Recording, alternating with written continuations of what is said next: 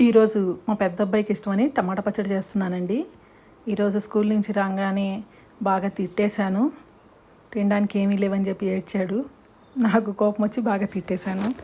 మళ్ళీ నాకే బాధేసి వేడివేడిగా అన్నం వండేసి టమాటా పచ్చడి చేసేసానండి. వాడికి ఎంతో ఇష్టం అని చెప్పి టమాటాలని కట్ చేసి ఉప్పేసి నూనె వేసి బాగా మగ్గపెట్టి సరిపడా చింతపండు వేసేసి కారం వేసి కొద్దిగా మెంతిపిండి వేసి బాగా మగ్గనిచ్చేసానండి. కొద్దిగా చల్లారబెట్టాను. ఇందులోకి శనగ నూనెతో పోపు వేసుకున్నానండి. ఎండుమిరపకాయలు, ఆవాలు, మినప్పప్పు, ఇంగువ వేసాను. ఇందులోకి టమాటా పచ్చడి చల్లారలేదు, బాగా ఆకలేస్తుందని చెప్పి వేడి మీదే మిక్సీ వేసేసాను. ఇంగు పోపు కూడా వేసి కలిపేశాను. ఇంతే సింపుల్గా చేసుకోవచ్చండి ఇన్స్టెంట్ టమాటా పచ్చడి. దీన్ని వేడివేడి అన్నం వండాను అన్నాను కదా, దాంట్లో టమాటా పచ్చడి వేసి కొద్దిగా నెయ్యి వేసేసి మా అబ్బాయికి కలిపి ఇచ్చేసానండి. ఇదిగో వేడి అన్నం చెయ్యి కాలుతున్నా కూడా కలుపుకొని తినేసాడు.